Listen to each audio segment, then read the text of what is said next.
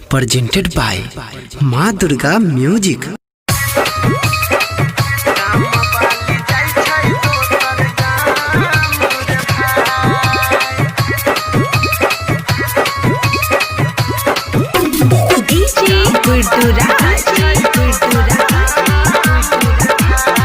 ठाकुर official लावा toll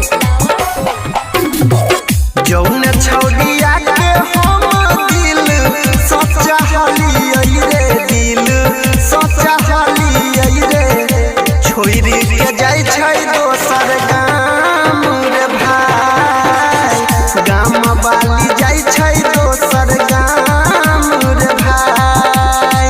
जौन छौड़िया के हम दिल सच्चा हलियै रे, दिल सच्चा हलियै रे, गाम वाली जाय छै दोसर गाम रे भाई, गाम वाली जाय छै दोसर गाम रे भाई।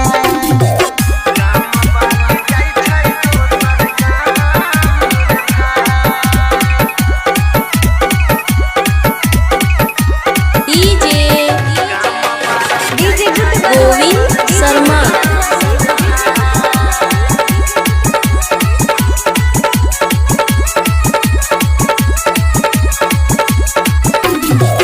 जौन छौड़िया के खातिर भैया से पिटैलियै रे, भैया से पिटैलियै रे, उहे छौड़िया जाय छै बिसराई रे भाई।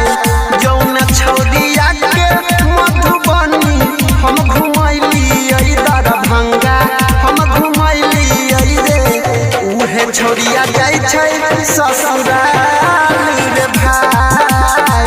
जौन छौड़िया के हम दिल सच्चा हलियै रे, दिल सच्चा हलियै रे, छोड़ के जाय छै ससुराल रे भाई, गाम वाली जाय छै दोसर गाम रे भाई।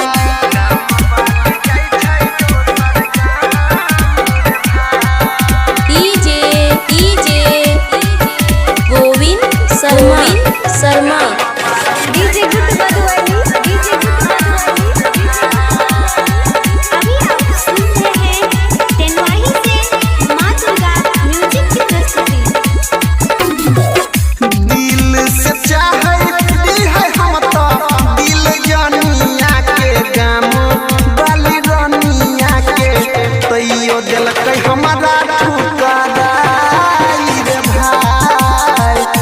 यादव अनिल के छोड़ के रंजन देवेन दर के सरा वन देवेन दर के, लेलकै उ छौड़िया अपनाई रे भाई।